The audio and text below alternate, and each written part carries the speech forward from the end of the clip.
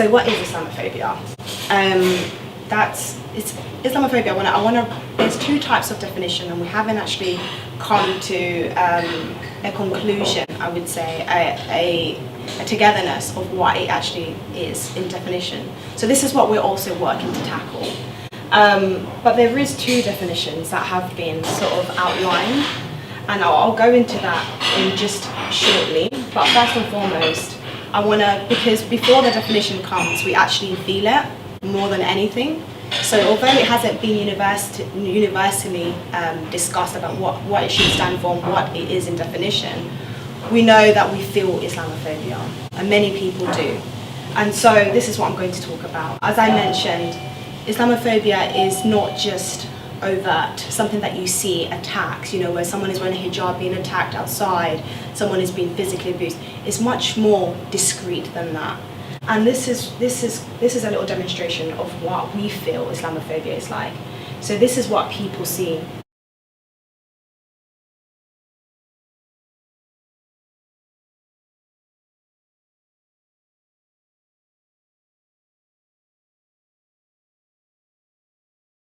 And actually it goes much deeper down, and this is what actually it involves. It involves discrimination, whether that is open or in much more discreet.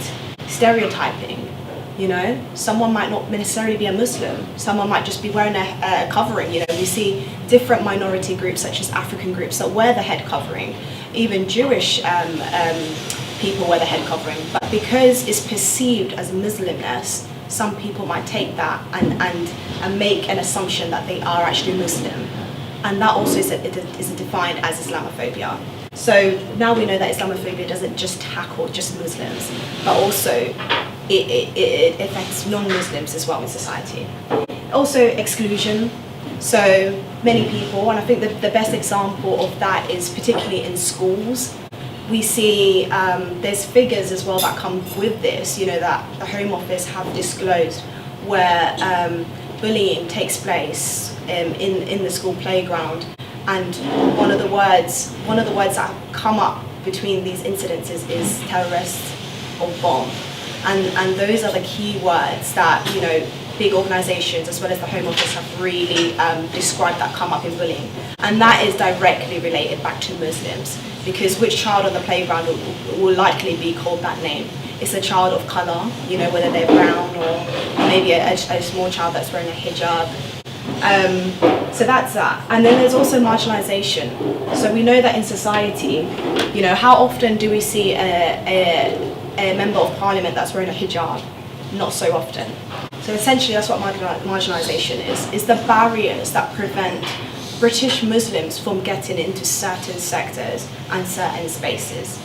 And overall, that's what we feel, and that's what we define as Islamophobia. So even though it's not being exclusively defined by amongst us Muslims, we have all, one way or another, experienced either verbal attack, physical attack, or these forms of discrimination.